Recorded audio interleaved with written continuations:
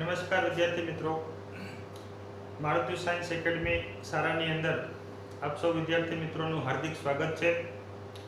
આજે આપણે ધોરણ 12 ફિઝિક્સની અંદર ચેપ્ટર નંબર 4 ગતિમાન વિદ્યુતભાર અને ચુંબકત્વ ચેપ્ટરની અંદર આગળના ટોપિક વિશે અભ્યાસ કરીશું।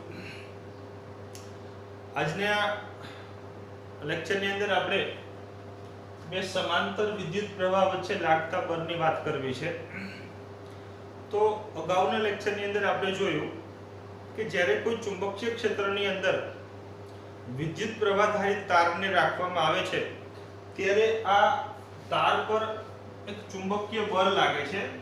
જે ચુંબકીય બળને આપણે જો સદિશ સ્વરૂપમાં લખીએ તો આપણે આ મુજબ લખી શકીએ છીએ।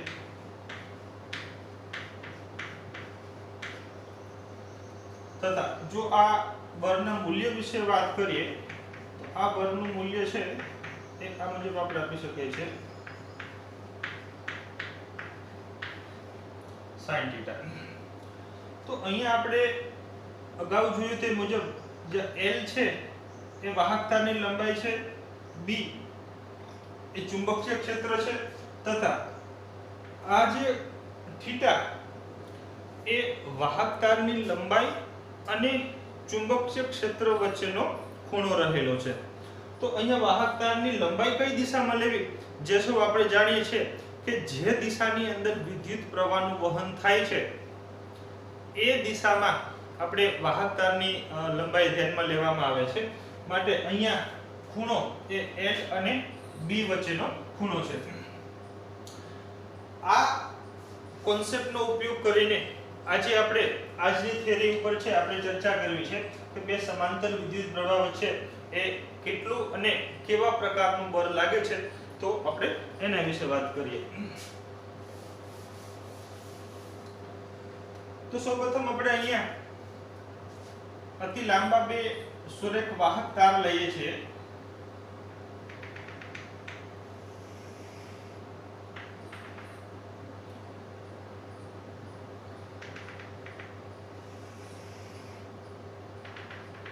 બે સુરેખ લાંબા તાર છે, તાર 1 અને તાર 2। ધારો કે તાર 1 માંથી I1 જેટલો વિદ્યુત પ્રવાહનું વહન થાય છે તથા તાર 2 માંથી I2 જેટલો વિદ્યુત પ્રવાહનું વહન થાય છે તથા અહીંયા બંને વિદ્યુત પ્રવાહની દિશા I1 અને I2 બંનેની દિશા એક સમાન છે તથા આ બે તાર વચ્ચેનું જે અંતર છે એ D છે।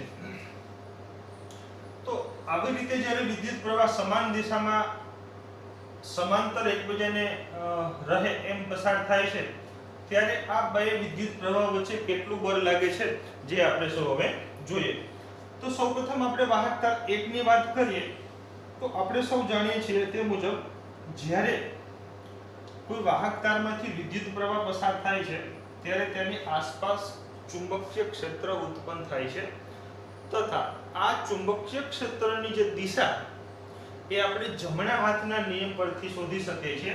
તો જમણા હાથના નિયમ પરથી અંગૂઠો છે એ વિદ્યુત પ્રવાહની દિશામાં રહે તેમ ગોઠવતા આંગળીઓ જે દિશામાં ગોઠવાય છે એટલે વળાંક લે છે એ દિશાની અંદર ચુંબકીય ક્ષેત્ર ઉત્પન્ન થાય છે। જો આપણે વાહક તાર 1 ની વાત કરીએ તો 1 દ્વારા ઉત્પન્ન થતું ચુંબકીય ક્ષેત્ર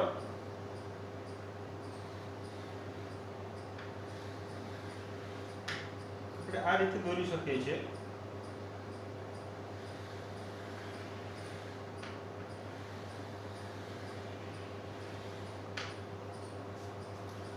અહીંયા જો વાત કરીએ તો આ એક P બિંદુ આપણે ધ્યાનમાં લીધું છે કે જ્યાં આપણે ચુંબકીય ક્ષેત્ર શોધવું છે।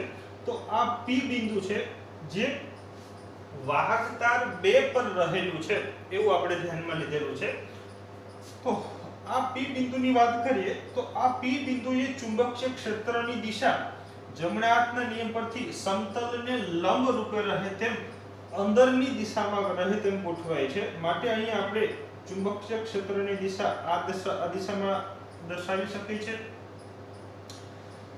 અહીંયા વાહક તાર 1 દ્વારા ચુંબકીય ક્ષેત્ર ઉત્પન્ન થાય છે માટે અહીંયા ઉત્પન્ન થતું ચુંબકીય ક્ષેત્ર આપણે B1 કહીએ છીએ। તથા આ સાઈડ વાત કરીએ તો આ સાઈડ જે ચુંબકીય ક્ષેત્રની દિશા છે એ સમતલને લંબ રૂપે રહે તેમ સમતલમાંથી બહારની તરફની દિશામાં રહે તેમ ઉત્પન્ન થાય છે તથા આ ચુંબકીય ક્ષેત્રનું મૂલ્ય કેટલું છે જે આપણે સૌ બાયો સાવર્ટના નિયમ પરથી જાણીએ છીએ કે આ ચુંબકીય ક્ષેત્રનું મૂલ્ય μ0/I1 2πd ઉપરથી આપણે છે આપી શકીએ છીએ.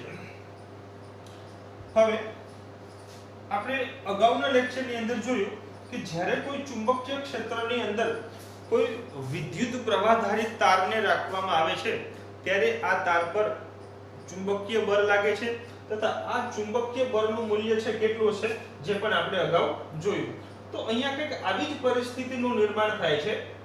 વાહક તાર 1 દ્વારા જે ચુંબકીય ક્ષેત્ર ઉત્પન્ન થાય છે એ ચુંબકીય ક્ષેત્રની અંદર અહીંયા વાહક તાર 2 જેમાંથી I2 જેટલું વિદ્યુત પ્રવાહ વહન થાય છે એ રાખેલો છે.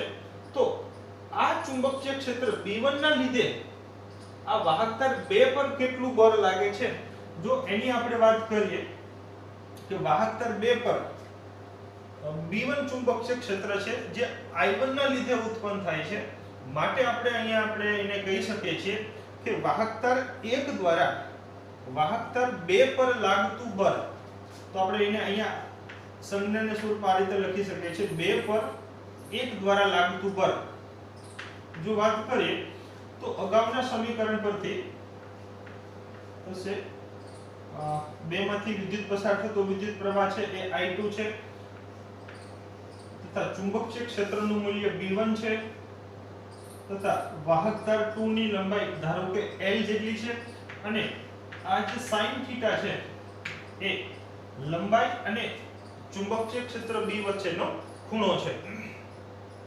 તો અહીંયા આપણે જોઈ શકીએ છીએ કે ચુંબકીય ક્ષેત્ર સમતલને લંબ રૂપે બહારની તરફ છે અંદરની તરફ છે તથા વાહક તાર 2 ની જે પ્રવાહની દિશા છે એ ઉપરની દિશામાં છે એટલે કે અહીંયા આપણે કહી શકીએ કે આ બંને વચ્ચેનો જે ખૂણો છે એ 90 ડિગ્રીનો છે એટલે કે θ = 90 ડિગ્રી હોવાથી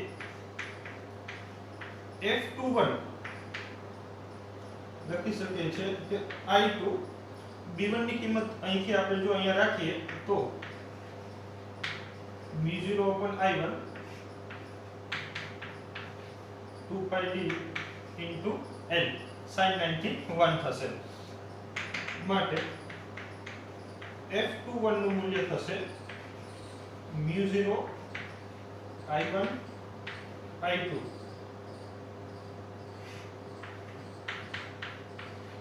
2πd into L.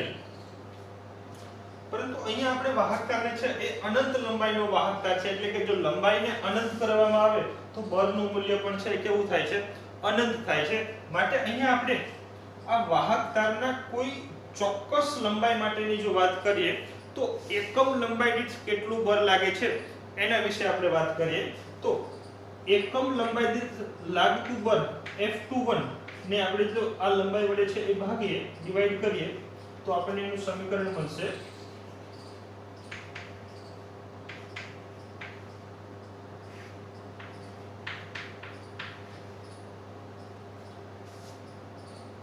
તથા આ સમીકરણને જો આપણે છે એ આ સ્વરૂપમાં પણ લખી શકાય જો આ સમીકરણને ઉપર નીચે 2 વડે ગુણીએ તો અહીં આપણે લખી શકીએ છીએ કે μ0/2π * 2 એટલે કે 4π જેની કિંમત આપણને ખબર છે.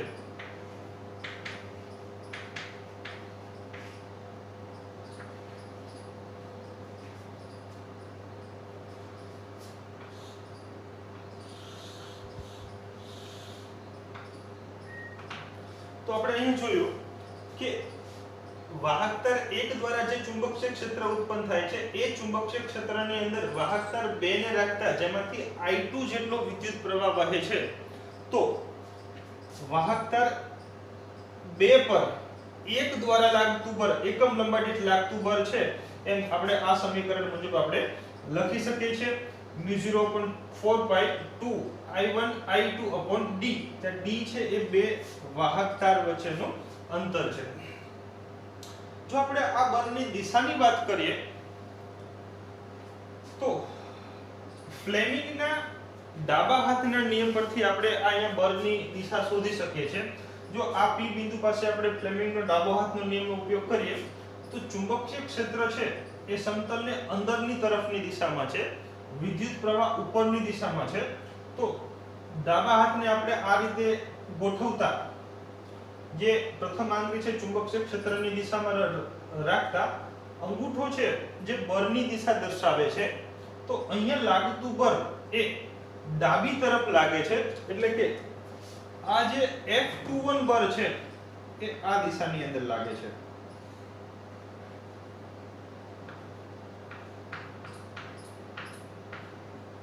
F21 જેનું મૂલ્ય આ પ્રમાણે છે તથા આ બળની દિશા છે એ ડાબી તરફ છે, એટલે કે આ દિશાની અંદર F21 જેટલું બળ લાગે છે.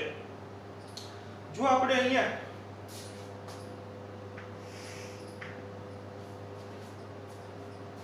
વાહક તાર 2 ની વાત કરીએ તો વાહક તાર 2 માંથી પણ I2 જેટલો વિદ્યુત પ્રવાહ પસાર થાય છે. પરિણામે I2 દ્વારા પણ કંઈક ચુંબકીય ક્ષેત્ર ઉત્પન્ન થતું હશે. તો આ I2 દ્વારા ઉત્પન્ન થતા ચુંબકીય ક્ષેત્રની અંદર જો એક તારને આપણે રાખીએ તો આ એક નંબરના તાર પર લાગતું બળ કેટલું હશે જેની પણ આપણે જો વાત કરીએ તો અહીંયા આપણે લઈએ કે વાહક તાર 2 દ્વારા ઉત્પન્ન થતું ચુંબકીય ક્ષેત્ર જો અહીંયા આપણે એને દોરીએ તો અહીંયા આપણે દોરી શકીએ છીએ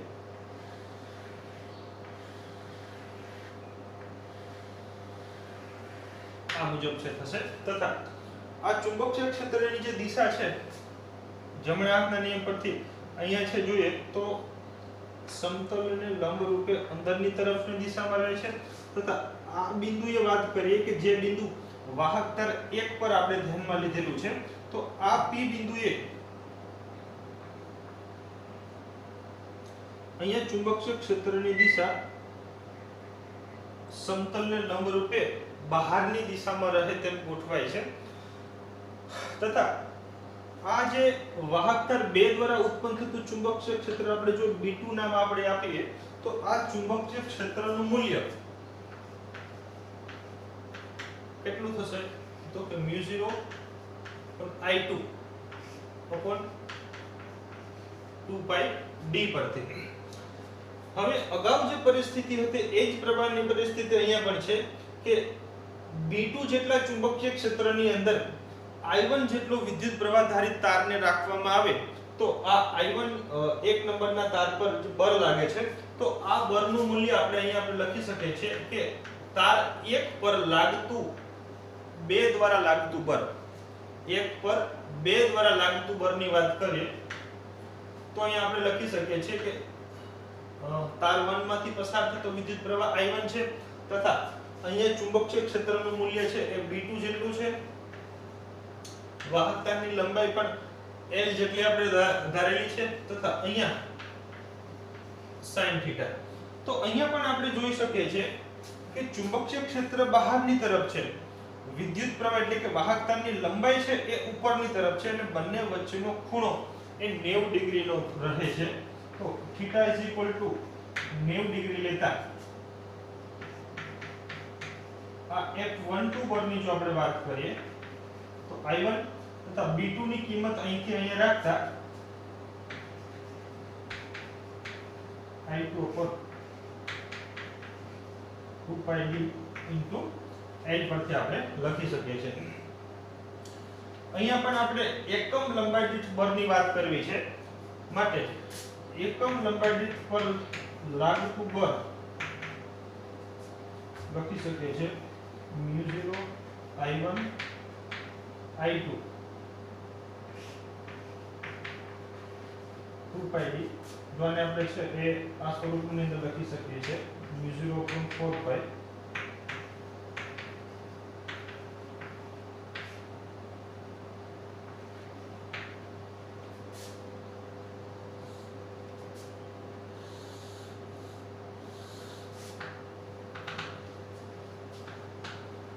સમીકરણ 2 કરીએ, સમીકરણ 1 કરીએ તો અહીંયા આપણે જોઈ શકીએ છીએ કે વાહકતા 2 પર 1 દ્વારા લાગતું બળનું મૂલ્ય તથા વાહકતા 1 પર 2 દ્વારા લાગતા બળનું મૂલ્ય બંને સમાન મૂલ્યના છે।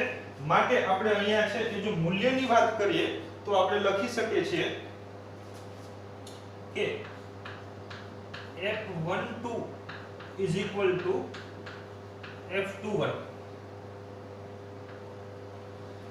પરંતુ જો આપણે અહીંયા આની દિશાની વાત કરીએ કે F12 બળની જે દિશા એટલે કે અહીંયા જો બળની દિશાની વાત કરીએ તો ચુંબકીય ક્ષેત્ર બહારની તરફ છે, વિદ્યુત પ્રવાહ ઉપરની તરફ છે, તો અહીંયા જે લાગતું બળ છે એ જમણી તરફ અંગૂઠો રહે તેમ લાગે છે। તો અહીંયા જો આપણે એને બળની વાત કરીએ તો આ બળ છે એ આ દિશામાં લાગે છે, જે બળનું નામ છે F12 બળ તથા અહીંયા છે F21 બળ છે। તો અહીંયા આપણે જોઈ શકીએ છીએ કે F12 બળ અને F21 બળના મૂલ્ય સમાન છે, મૂલ્ય બંનેના સમાન છે, પરંતુ દિશા બંને બળ પરસ્પર વિરુદ્ધ દિશામાં છે। માટે જો આપણે એને છે એ સદિશ સ્વરૂપે લખીએ તો અહીંયા આપણે લખી શકીએ છીએ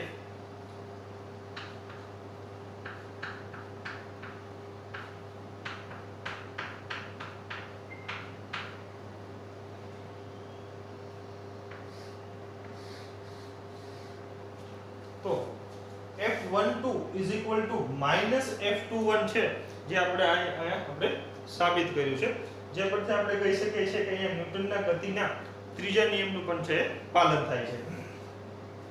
તો અહીંયા આપણે વાત કરી કે જ્યારે બે સમાંતર વિદ્યુત પ્રવાહ તારમાંથી સમાન દિશામાં, મિત્રો યાદ રાખજો કે અહીંયા બંને વિદ્યુત પ્રવાહની દિશા સમાન છે, ત્યારે વાહક તાર 1 દ્વારા 2 પર છે જે લાગતું બળ છે એ પોતાની તરફ ખેંચે છે, એવી જ રીતે વાહક તાર 2 છે એ 1 ને પોતાની તરફ ખેંચે છે। એટલે કે અહીંયા આપણે કહી શકીએ કે આ જે બળ લાગે છે એ આકર્ષણ પ્રકારનું બળ છે। એટલે કે જ્યારે સમાન દિશામાં વિદ્યુત પ્રવાહનું વહન થાય છે ત્યારે જે બળ લાગે છે તે આકર્ષણ પ્રકારનું બળ લાગે છે, જેમ આપણે અહીંયા જોઈ શકીએ છીએ। જો આપણે આ બળની દિશા ઉલટાવી નાખીએ એટલે કે સમાન દિશામાં વિદ્યુત પ્રવાહ ન હોય તો કેવા પ્રકારનું બળ લાગે છે જેની આપણે વાત કરીએ તો અહીં આપણે જોઈએ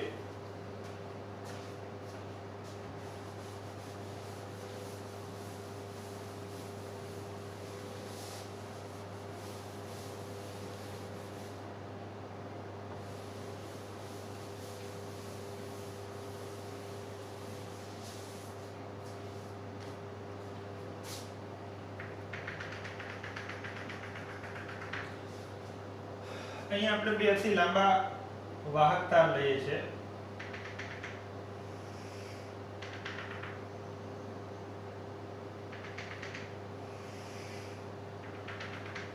બંને વાહક તારની વચ્ચેનું અંતર છે એ d જેટલું છે, તથા અહીંયા આપણે આ એક વાહક તારમાંથી પસાર થતો વિદ્યુત પ્રવાહ છે એ ઉપરની દિશામાં છે, તથા વાહક તાર 2 માંથી પસાર થતો વિદ્યુત પ્રવાહની જો વાત કરીએ તો I2 છે જે નીચેની દિશામાં રહે તેમ વહન થાય છે। તો આવા કેસની અંદર જો આપણે વાત કરીએ તો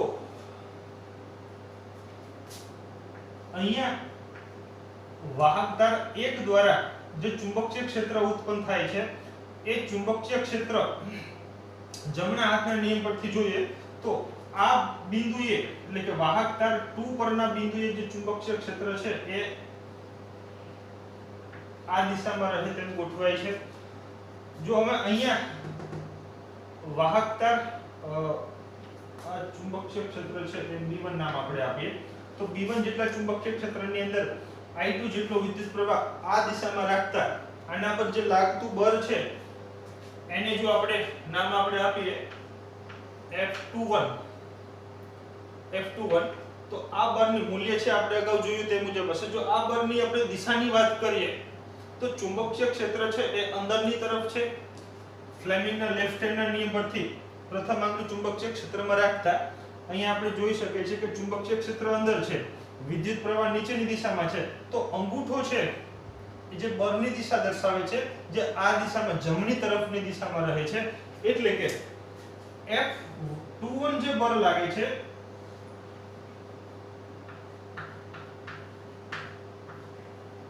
એ આ દિશામાં લાગે છે. એ જ પ્રમાણે જો આપણે વાહક તાર 2 ની વાત કરીએ તો 2 દ્વારા નીચેની દિશામાં વિદ્યુત પ્રવાહ પસાર થાય છે, તો આના દ્વારા જે ચુંબકીય ક્ષેત્ર ઉત્પન્ન થાય છે, જો જમણા હાથના નિયમ પરથી વાત કરીએ તો અંગૂઠો નીચેની તરફની દિશામાં રહે તેમ ગોઠવતા આ બિંદુએ ચુંબકીય ક્ષેત્ર અંદરની તરફની દિશામાં છે, માટે જો આપણે અહીંયા વાત કરીએ તો અહીંયા ચુંબકીય ક્ષેત્રનું મૂલ્ય સમતલમાંથી બહારની દિશામાં છે, અને જેને આપણે નામ આપીએ છીએ B2 નામ આપણે આપીએ છીએ. તો B2 જેટલા વિદ્યુત પ્રવાહ ની અંદર I1 જેટલો વિદ્યુત તારને રાખતા એના પર જે બળ લાગે છે, જે બળને આપણે નામ આપીએ તો 1 પર 2 દ્વારા લાગતું બળ, તથા આ બળની જો દિશાની વાત કરીએ તો ચુંબકીય ક્ષેત્ર બહારની તરફની દિશામાં છે, વિદ્યુત પ્રવાહ ઉપરની દિશામાં રહેલું છે. તો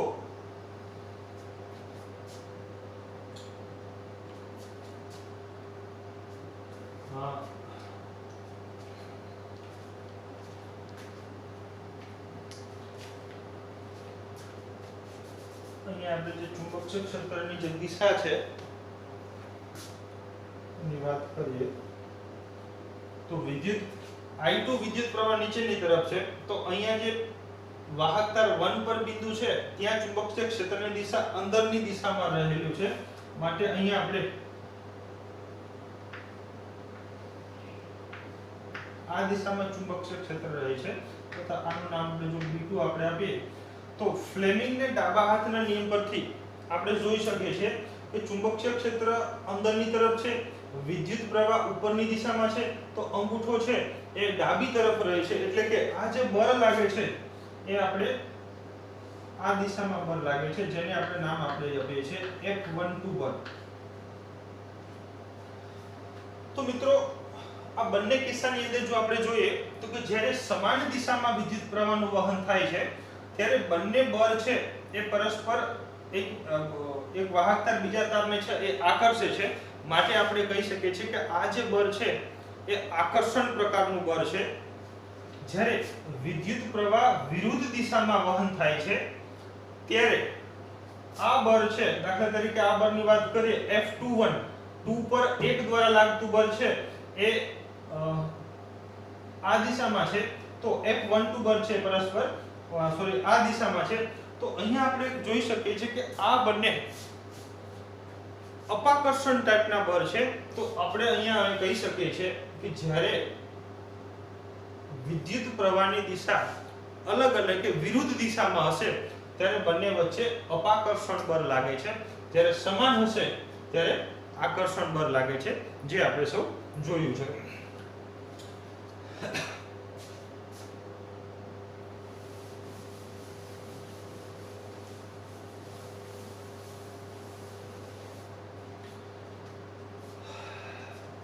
જો આપણે 1 એમ્પિયર વિદ્યુત પ્રવાહને વ્યાખ્યાયિત કરવો હોય તો અહીંયા આપણે આ બળ પરથી આપણે છે વ્યાખ્યાયિત કરી શકીએ છીએ. ધારો કે લાગતું બળ છે આપણે જોયું કે μ0/4 પાઈ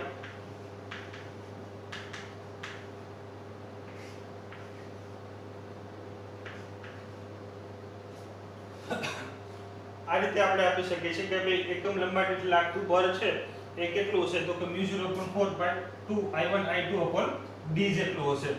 તો કે 1 એમ્પિયર ની જો આપણે વ્યાખ્યાયિત કરવો હોય તો જો I1 I2 1 એમ્પિયર થાય તથા d 1 મીટર હોય ત્યારે જે બળ લાગે છે જેની આપણે વાત કરીએ તો F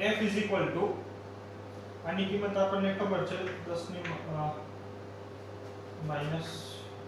-7 ઘાત 2/1 એટલે કે 2 ગુણ્યા 10⁻7 ન્યૂટન પર મીટર.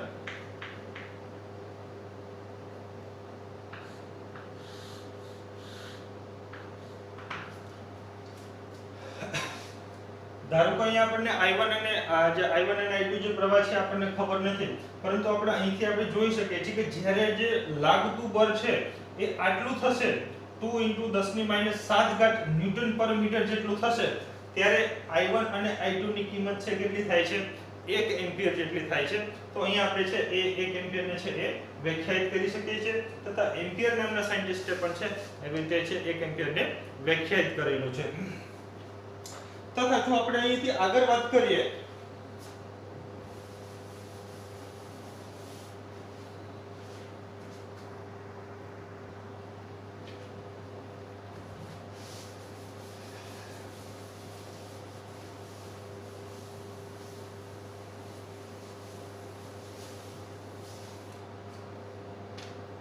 તો વિદ્યાર્થી મિત્રો, અત્યારે જે આજે આપણે જે થિયરી કઈ ભણ્યા, આ થિયરીનો ઉપયોગ કરીને આપણે લેબોરેટરીની અંદર પણ છે એક નાનકડો એક્સપેરિમેન્ટ કરીને આ વસ્તુને છે આપણે સમજી શકીએ છીએ. તો ચલો આપણે જોઈએ કે અહીંયા એક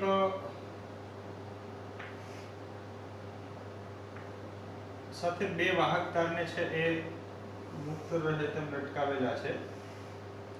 ધારો કે આ વાહક તાર AB વાહક તાર છે અને આ બીજો વાહક તાર છે એ CD વાહક તાર છે.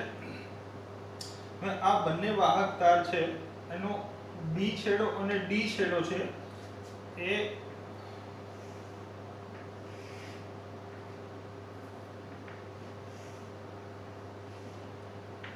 પાત્ર છે કે જેની અંદર મર્ક્યુરી આપણે છે એ ભરેલું છે, અને આ બંને છે એ આ મર્ક્યુરીની અંદર છે એ ડૂબાડેલા છે. તથા અહીંયા જો આપણે એક પરિપથ જો લાગુ કરીએ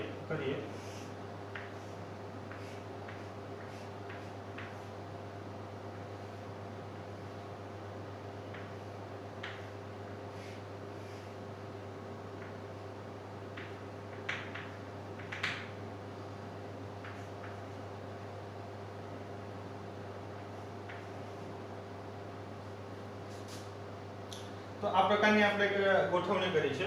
તો કે શરૂઆતની અંદર છે અત્યારે વાહક તાર AB ની પોઝિશન છે એ આવી રીતે છે, તથા CD ની પોઝિશન છે આ રીતે છે, તથા બંને વાહક તાર એકબીજાને સમાંતર રહેલા છે. જ્યારે આપણે આ સ્વિચને છે એ બંધ કરવામાં આવે છે, એટલે કે આ પરિપથ છે એ પૂર્ણ થાય છે, તો અહીંથી વિદ્યુત પ્રવાહનું વહન થાય છે. ધારો કે I જેટલો વિદ્યુત પ્રવાહ વહન થાય છે, તથા બંને વાહક તાર સમાન લંબાઈના તથા સેમ મટીરીયલમાંથી બનેલા છે. તો અહીંથી જે વિદ્યુત પ્રવાહ જે વહન થાય છે, ધારો કે અહીંથી પછી એ I1 વિદ્યુત પ્રવાહ વહન થાય છે, તથા અહીંથી I2 જેટલો વિદ્યુત પ્રવાહ વહન થાય છે. તો અહીંયા આપણે જોઈ શકીએ છીએ કે AB વાહક તારમાંથી વિદ્યુત પ્રવાહની દિશા આ દિશામાં છે, તથા CD વાહક તારમાં જે વિદ્યુત પ્રવાહની દિશા છે પણ એ સમાન દિશામાં રહે છે. તો અગાઉની અંદર જોયું કે જ્યારે કોઈ સમાંતર વાહક તારમાંથી સમાન દિશાની અંદર વિદ્યુત પ્રવાહનું વહન થાય છે, ત્યારે બંને તાર વચ્ચે એક આકર્ષણ બળ લાગે છે. તો આકર્ષણ બળના કારણે આ જે વાહક તાર જે AB વાહક તાર છે એ આ રીતે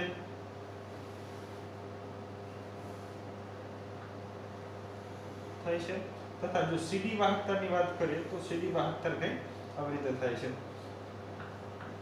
AB અને B ડેશ અને D ડેશ આપણે વાત કરીએ તો આ રીતે થાય છે. એટલે કે જ્યારે સ્વિચને બંધ કરવામાં આવે છે ત્યારે પરિપથ પૂર્ણ થાય અને પરિણામે વિદ્યુત પ્રવાહનું વહન થાય છે, તથા અહીંયા બંને વિદ્યુત પ્રવાહની દિશા એ સમાન દિશામાં હોવાથી બંને વચ્ચે આકર્ષણ બળ લાગે છે. પરિણામે જે વાહક તાર છે બીજા એકબીજાની તરફ છે એ આકર્ષાય છે. તથા જ્યારે આ સ્વિચને હવે જે એ ખુલ્લી કરવામાં આવે છે, એટલે કે વિદ્યુત પ્રવાહનું વહન થતું નથી, ત્યારે છે એ આ બંને વાહક તાર છે એ પોતાની મૂળ સ્થિતિની અંદર છે એ પાછા આવે છે. તો અહીંયા આપણે જોઈ શકીએ છીએ કે બે સમાંતર વિદ્યુત પ્રવાહ વચ્ચે છે કંઈક બળ લાગે છે, જે આપણે પ્રયોગશાળાની અંદર એક્સપેરિમેન્ટ દ્વારા પણ જોઈ શકીએ છીએ. આવું જ એક એક્સપેરિમેન્ટ છે એ રોગટ નામના સાયન્ટિસ્ટે છે એ કરેલું છે, જેના પરથી આપણે રોગટનું સર્પિલ ગુચરું તરીકે પણ ઓળખીએ છીએ. જેની અંદર આપણે વાત કરીએ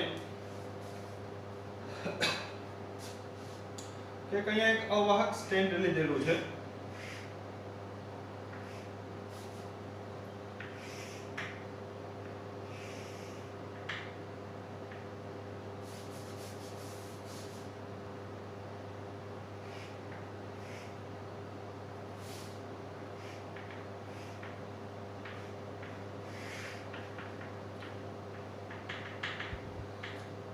અવાહક સ્ટેન્ડ છે.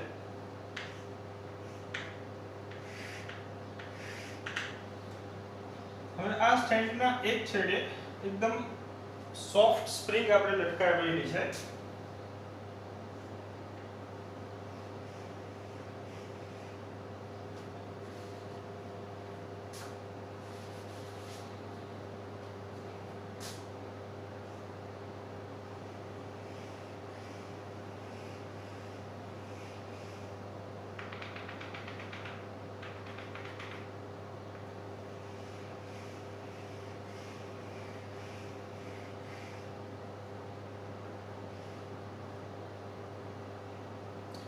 તથા અહીંયા એક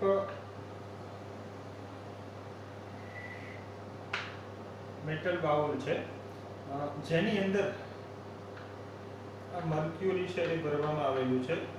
મર્ક્યુરી એવી રીતે ભરવામાં આવે છે કે આ જે સ્પ્રિંગનો જે બીજો છેડો છે એ અંદર છે થોડો ડૂબેલો રહે. તથા અહીંયા એક વિદ્યુત પરિપથ છે એ લાગુ પાડવામાં આવે છે.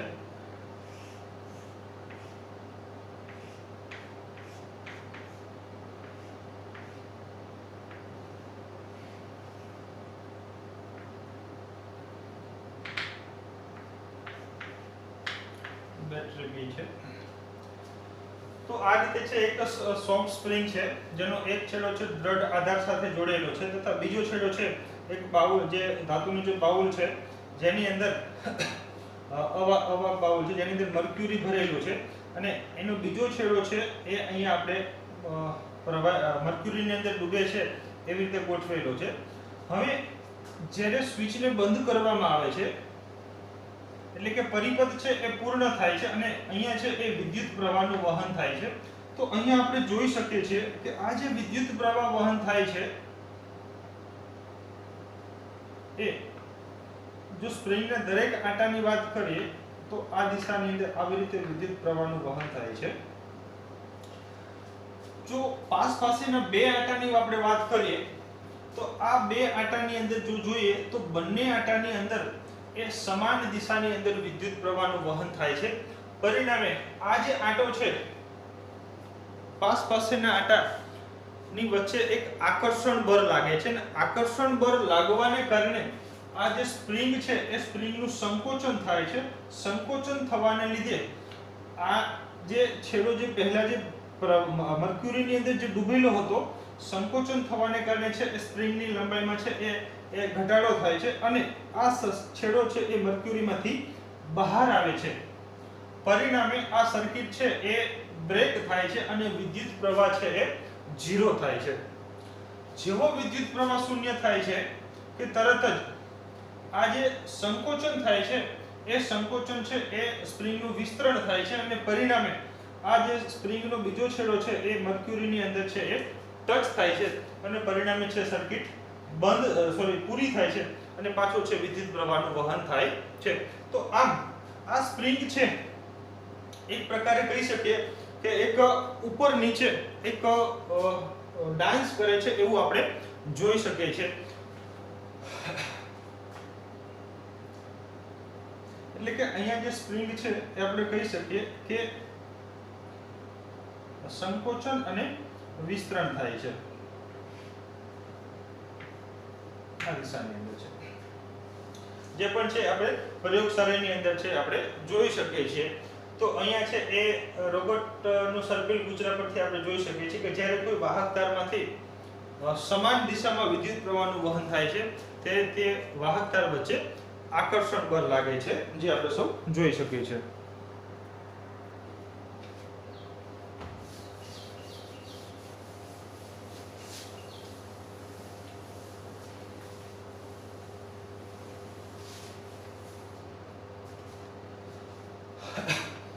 તો વિદ્યાર્થી મિત્રો, આજે આપણે જે થિયરીની વાત કરી એના ઉપર થોડાક ન્યુમેરિકલની જો આપણે પ્રેક્ટિસ કરીએ જેથી કરીને આ થિયરી આપણને બરોબર સમજાઈ જાય. ધારો કે અહીંયા આપણને વાહક તાર આપેલા છે, 3 વાહક તાર આપેલા છે અને આ વાહક તાર ધારો કે આનું નામ આપણે આપીએ A, B અને C વાહક તારનું જો નામ આપીએ તો A માંથી વિદ્યુત પ્રવાહની દિશા 2 એમ્પિયર છે, આ દિશામાં છે, તથા B માંથી પણ 2 એમ્પિયર ધારો કે જેટલો પસાર થાય છે અને C માંથી 2 એમ્પિયર જેટલો પ્રવાહ પરંતુ આ દિશાની અંદર છે એ વહન થઈ રહ્યું છે. તથા જો આ બધા તાર વચ્ચેનું અંતર જો વાત કરીએ 1 મીટર જેટલું છે, તો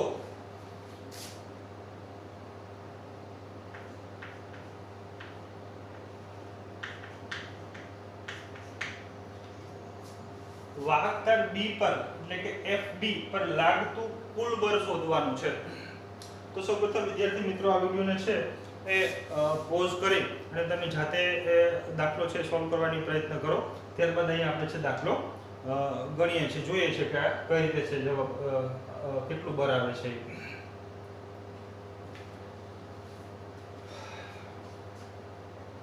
જો અહીં આપણે વાત કરીએ તો સૌપ્રથમ આપણે જોઈએ કે આ વાહક તાર A અને વાહક તાર B દ્વારા જે બળ લાગે છે એ બંનેમાં વિદ્યુત પ્રવાહની દિશા છે એ કેવી છે? સમાન દિશાની અંદર રહેલી છે. તો આપણે અહીંયા જોઈ શકીએ કે A દ્વારા B પર લાગતું બળ એટલે કે FBA ની વાત કરીએ તો આ બળ છે એ પરસ્પર છે એ આકર્ષણ બળ હોવાથી આ દિશામાં લાગશે તથા આ બળનું મૂલ્ય છે એ કેટલું હશે? જો આપણે બળની મૂલ્યની વાત કરીએ તો μ0 ઉપર સમીકરણ પરથી આપણે લખી શકીએ છીએ 2IA IB upon D, એટલે કે આના આપણે છે એકમ લંબાઈ બળની આપણે છે એ વાત કરીએ તો આ સમીકરણ પરથી આપણે જોઈ શકીએ છીએ μ0 upon 4 10 ની -7 ઘાત into 2 IA અને IB 2 એમ્પિયર છે એટલે કે 4 તથા B પણ કેટલું છે 1 એમ્પિયર છે એટલે કે અહીંથી આપણે કે FBA શોધી શકીએ છીએ જેનું મૂલ્ય થશે 8 into 10 ની -7 ઘાત ન્યૂટન પર મીટર પ્રમાણે થશે, જેની દિશા આ મુજબની હશે FBA. એવી જ રીતે જો આપણે C દ્વારા B પર લાગતા બળની વાત કરીએ તો અહીંયા આપણે જોઈ શકીએ છીએ કે C તારમાંથી અને B તારમાંથી એ વિરુદ્ધ દિશાની અંદર વિદ્યુત પ્રવાહનું વહન થાય છે. પરિણામે આપણે અગાઉ જોયું કે આ બંને વાહક તાર વચ્ચે એ અપાકર્ષણ બળ લાગે છે. અપાકર્ષણ બળને કારણે જો આપણે જોઈએ તો C દ્વારા B પર જે બળ લાગે છે એ આ દિશાની અંદર હશે તથા જેનું આપણે વાત કરીએ તો આપણે કહી શકીએ છીએ B પર C દ્વારા લાગતું બળ. જો આપણે આ બળ શોધીએ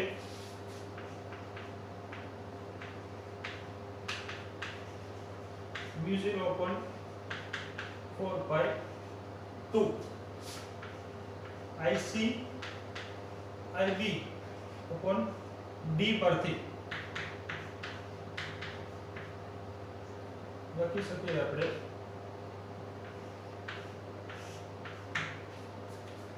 આ બળનું જે કિંમત છે એ પણ આમ થશે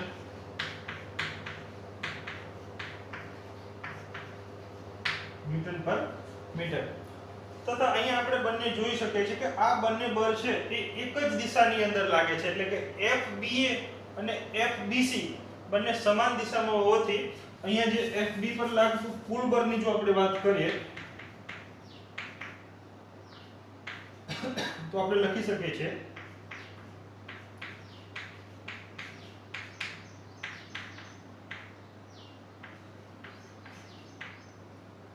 જો એના મૂલ્યની વાત કરીએ તો થશે FBA નું મૂલ્ય કેટલું છે 8 * 10⁻⁷ પ્લસ FBC એનું મૂલ્ય કેટલું છે, તો આ સમીકરણ પરથી આપણે છે લખી શકીએ છીએ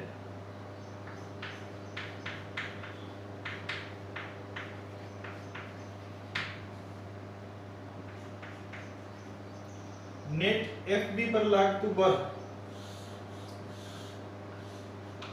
કેટલું છે જે આપણે સૌ જોઈ શકીએ છીએ।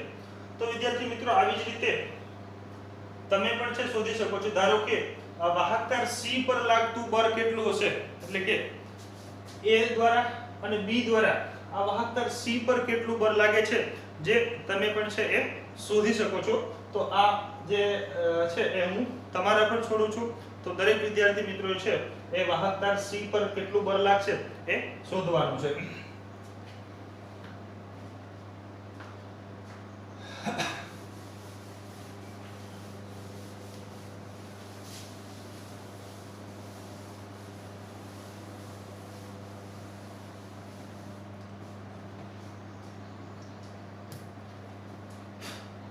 જો આપણે NCERT નો એક ઉદાહરણ નંબર 4.10 લઈએ,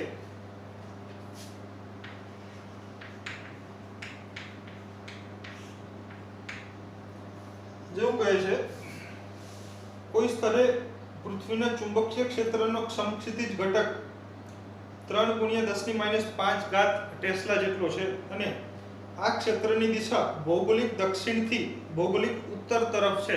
એટલે કે અહીંયા આપણને ચુંબકીય ક્ષેત્રનું મૂલ્ય તથા ચુંબકીય ક્ષેત્રની દિશા આપણને આપેલી છે। તો ચુંબકીય ક્ષેત્રની દિશા છે દક્ષિણ થી ઉત્તર તરફ રહેલી છે। ધારો કે આપણે છે એ નોર્થ સાઈડ કહીએ તો આ દિશાની અંદર ચુંબકીય ક્ષેત્ર રહેલું છે અને જેનું મૂલ્ય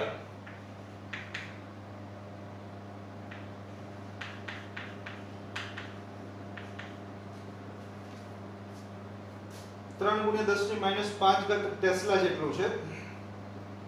હવે એવું કહે છે કે એક લાંબો સીધો વાહક તાર છે જેમાંથી 1 એમ્પિયર જેટલો સ્થાયી વિદ્યુત પ્રવાહ ધરાવે છે, તેને સમક્ષિતિજ ટેબલ પર મૂકવામાં આવે છે અને તેમાંથી પસાર થતો વિદ્યુત પ્રવાહની દિશા એ પૂર્વથી પશ્ચિમ તરફની હોય। એટલે કે આપણને અહીંયા જે વાહક તાર છે એ વાહક તારને સૌપ્રથમ પૂર્વથી પશ્ચિમમાંથી 1 એમ્પિયર જેટલો વિદ્યુત પ્રવાહનું વહન થાય છે તથા આ વાહક તારને પૂર્વથી પશ્ચિમ દિશામાં રહે તેમ રાખેલો છે। એટલે કે આ દિશાની અંદર છે એ રહે તેમ ગોઠવાશે।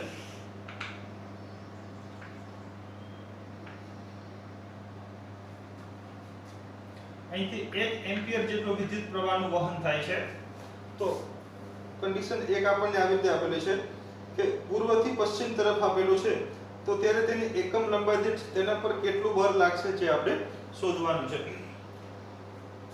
જો અહીંયા આપણે આની વાત કરીએ તો કે જ્યારે ચુંબકીય ક્ષેત્ર આપણને આપેલું છે, ચુંબકીય ક્ષેત્રની અંદર કોઈ વિદ્યુત પ્રવાહ ધારિત તારને રાખવામાં આવે છે ત્યારે તેના પર લાગતું બળ છે એ આ પ્રમાણે આપણે શોધી શકીએ છીએ। બળનું મૂલ્ય આ પ્રમાણે આપણે આપી શકીએ છીએ, જ્યાં થીટા છે L અને B વચ્ચેનો ખૂણો છે, L ની લંબાઈ છે એ વિદ્યુત પ્રવાહની દિશામાં લેતા અહીંયા આપણને દિશા છે એ પૂર્વથી પશ્ચિમ તરફની છે તથા ચુંબકીય ક્ષેત્ર સાઉથ થી નોર્થ તરફનું છે। એટલે કે બંને વચ્ચેનો જે ખૂણો છે એ 90 ડિગ્રીનો બને છે। માટે અહીંયા થીટા = 90 ડિગ્રી લેતા F = BIL મુજબ આપણે લખી શકીએ છીએ। આપણે અહીંયા એકમ લંબાઈ દીઠ બળ જોઈએ છે, માટે B * I પરથી ચુંબકીય ક્ષેત્રનું મૂલ્ય આપણને આપેલું છે 5 તથા વિદ્યુત પ્રવાહની કિંમત પણ આપણને 1 એમ્પિયર જેટલું આપેલું છે. માટે એકમ લંબાઈ દીઠ લાગતું જે બળ છે એ કેટલું થશે? 3 × 10⁻5 જે ન્યૂટન પર મીટર પ્રમાણે થશે. બીજું એવું કહે છે કે જો આ વાહકતાને દક્ષિણથી ઉત્તર તરફ હોય ત્યારે તેને એકમ લંબાઈ દીઠ કેટલું બળ લાગે છે. એટલે કે દક્ષિણથી ઉત્તર તરફ છે. હવે જો અહીંયા વાહકતાની જે દિશા છે એ ફેરવવામાં આવે છે અને એની દિશા દક્ષિણથી ઉત્તર એટલે કે સાઉથ થી નોર્થ તરફની દિશામાં કરવામાં આવે છે. એટલે કે જો આપણે અહીંયા જોઈએ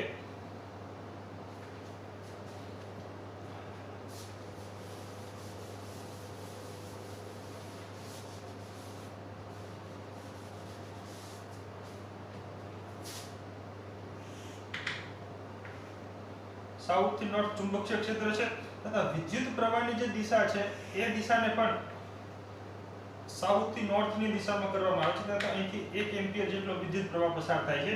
તો આવા કેસની અંદર વાહક તાર પર લાગતું બળ કેટલું હશે? તો આપણે સૌ જોયું છે તે મુજબ બળનું સમીકરણ છે BIL sin θ છે. અહીંયા વાહકતાની લંબાઈ અને ચુંબકીય ક્ષેત્ર બંને સમાંતર હોવાથી અહીંયા જે થીટા છે એ કેવું થાય છે? 0 ડિગ્રી થાય છે. માટે થીટા 0 હોવાથી લાગતું બળ છે એ કેવું છે? શૂન્ય છે.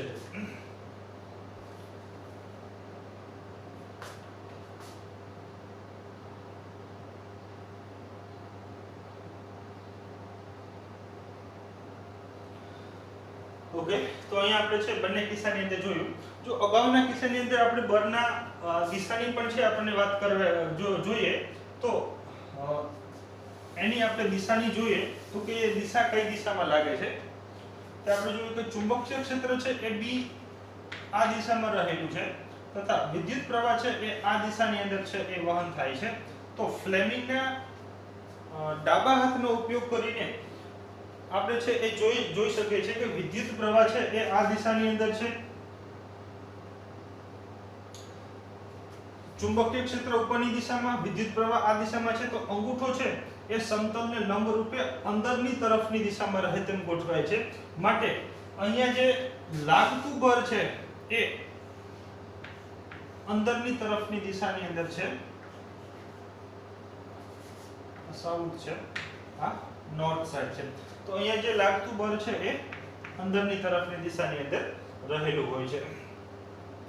તો વિદ્યાર્થી મિત્રો આજના લેક્ચરને આપણે અહીંયા છે એ પૂરો કરીએ છીએ. બહુ સરસ મજાની થિયરી છે આજે આપણે ભણ્યા અને એના વિશે થોડાક દાખલાની પણ આપણે પ્રેક્ટિસ કરી. તો અહીંયા આપણે